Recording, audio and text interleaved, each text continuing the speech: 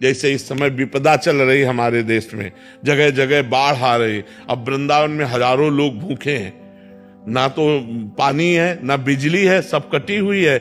हजारों लोग अपने अपने मकानों पर भूखे हैं। कुछ लोग सब मिलकर के, हम लोग मिलकर के ऐसी व्यवस्था, पैकेटों में भोजन बना बना करके, कुछ ऐसा जैसा भगवान सामर्थ्य दिए हैं, वो जैसे दूध है उबाल करके सब व्यवस्था करके जा जा के नावों से सबको, कई अपने सब संत जन लगे हुए हैं, सब कर रहे हैं। तो हमें लगता है ऐसी विपदा में जरूर सहयोग करना चाहिए कि जैसे हमारा भारत के कई प्रांतों में बाढ़ आई है, जो जहां है अगर अर्थ है तो ऐसी व्यवस्था कर ले कि 50 लोगों का भोजन बनाया, नाव में रखा, पहुंच गए, 50 लोगों को पवा दिया, वो विपदा में फंसे हुए हैं। तो हमें लगता है दिन तभी सार्थक है जब दूसरों का मंगल किया जाए, दूसरों का हित किया जाए।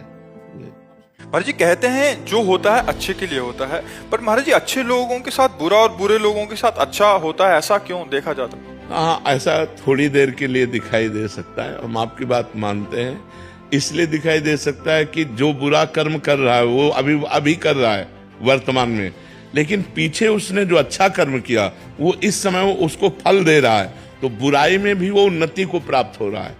और एक अभी अच्छा कर्म कर रहा है लेकिन पीछे उसने बुरा किया, तो बुरे कर्म का फल आया दुख।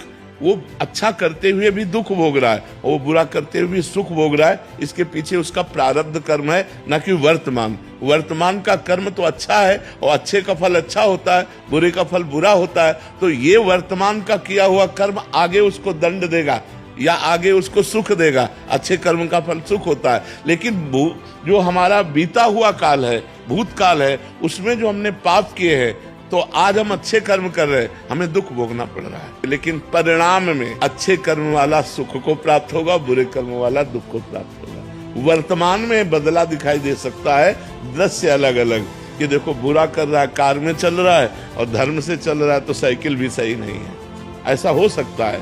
लेकिन परिणाम में बुरा करने वाले का नाश होगा और अच्छा करने वाला उन्नति को प्राप्त होगा। महाराज जी आप कह रहे हैं कि आपके शरीर के 2 पुत्र थे, उनका देहांत हो गया। महाराज जी ये कह रहे हैं कि एक बच्चे की जब तबीयत खराब थी तो पिता तो असंभव इलाज भी कराना का यत्न कर रहे थे, पर मेरी आशा थी कि इसका शरीर इतना कष्ट हो रहा है तो पूरा हो जाए। तो महाराज जी मेरे अंदर ऐसा भाव आया और उसका शरीर पूरा हो गया। आपके भाव से नहीं पूरा हुआ, पूरा होना ही था, इसीलिए ऐसा भाव आया। पूरा होना था, ऐसा भाव आया। ऐसा कोई आप सिद्ध तो है नहीं, और बड़े बड़े सिद्ध पुरुष भी चाहे कि मर जाए तो थोड़ी मरेगा, वो किसी के हाथ में नहीं, वो विधान है। कब कहाँ कैसे शरीर पूरा होगा, हो सकता है कि हमारे मन में वो बात आवे और सामने हो जाए।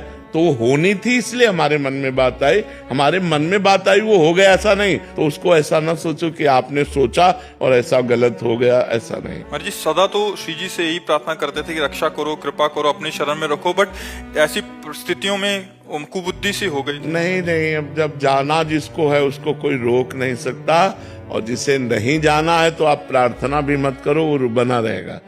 जो हमारी अवधि है, जितने मिनट, जितने सेकंड, जितने घड़ी हमको जीना है, उतनी घड़ी हम जिएंगे। कोई न कोई कारण लग जाएगा, हमारा शरीर पूरा हो जाएगा। तो हमको इसमें दुखी नहीं होना।